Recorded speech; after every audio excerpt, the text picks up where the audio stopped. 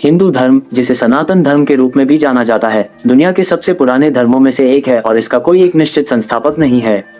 ये धीरे धीरे हजारों वर्षों में विकसित हुआ है। इस धर्म की जड़ें भारत की प्राचीन सभ्यता से जुड़ी हुई हैं और इसका विकास कई चरणों में हुआ। हिंदू धर्म की शुरुआत लगभग 1500 ईसा पूर्व के आसपास मानी जाती है, जब आर्य नामक लोग मध्य एशिया से भारत आए। वे अपने साथ वेदों की मौखिक परंपरा लेकर आए, जो मंत्रों, भजनों और अनुष्ठानों का एक संग्रह था।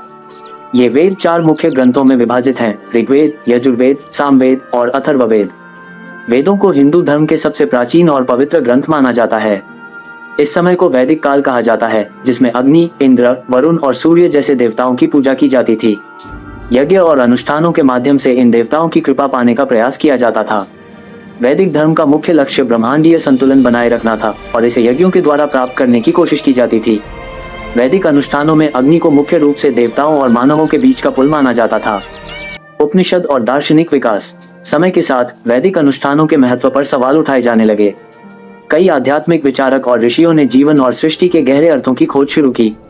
इस दार्शनिक खोज ने उपनिषदों के रूप में नए ग्रंथों की रचना की। उपनिषदों ने आत्मा, आत्मन और ब्रह्म, सर्वोच्च शक्ति के बारे में गहरे विचार प्रस्तुत किए। उपनिषदों ने वैदिक अनुष्ठानों के बजाय ध्यान, ज्ञान और आत्मज्ञान को अधिक महत्व दिया। उन्होंने कर्म और पुनर्जन्म के सिद्धांतों को भी स्पष्ट किया। उपनिषदों में ये शिक्षा दी गई कि आत्मा अमर है और हर इंसान का अंतिम लक्ष्य मोक्ष प्राप्त करना है, यानी जन्म और मृत्यु के चक्र से मुक्ति पाना। यहाँ से हिंदू धर्म ने अपनी दार्शनिक गहराई को और बढ़ाया और कई रास्तों को मान्यता दी: भक्ति, ईश्वर के प्रति भक्ति, कर्म योग, निस्वार्थ कर्म और ज्ञान योग, ज्ञान की प्राप्ति। ये हिंदू धर्म का एक महत्वपूर्ण मोड़ था, क्योंकि इससे व्यक्तिगत आध्यात्मिक खोज और ध्यान का महत्व बढ़ गया। रामायण, महाभारत और भक्ति का उदय। लगभग इस समय 2 महान भारतीय महाकाव्यों, रामायण और महाभारत, का उदय हुआ। इन ग्रंथों में धर्म, नैतिकता और जीवन के सिद्धांतों को महान कहानियों के रूप में प्रस्तुत किया गया। रामायण भगवान राम के जीवन पर आधारित है, जो मर्यादा पुरुषोत्तम के रूप में पूजे जाते हैं। इस महाकाव्य में राम और सीता की कहानी है, जो सत्य, धर्म और बलिदान के आदर्शों को दर्शाती है। महाभारत दुनिया का सबसे लंबा महाकाव्य है, जिसमें कौरवों और पांडवों के बीच हुए युद्ध का वर्णन किया गया है। इसमें धर्म, राजनीति, कर्तव्य और जीवन के गहरे दर्शन को समझाया गया है। महाभारत का एक महत्वपूर्ण हिस्सा भगवद गीता है, जिसमें भगवान कृष्ण ने अर्जुन को धर्म और कर्तव्य का उपदेश दिया। भगवद गीता हिंदू धर्म के सबसे महत्वपूर्ण ग्रंथों में से एक है और यह कर्म, भक्ति और ज्ञान के मार्गों की व्याख्या करती है। इसके साथ ही भक्ति आंदोलन का उदय हुआ, जिसमें लोग अपने अपने चुने हुए देवताओं के प्रति प्रेम और भक्ति प्रकट करने लगे।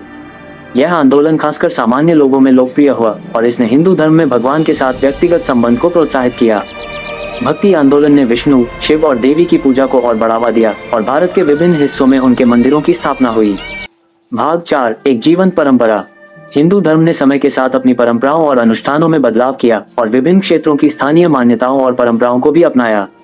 ये धर्म एक लचीला और विविध धर्म है, जिसमें कई तरह के विश्वास, अनुष्ठान और रास्तों को मान्यता दी गई है।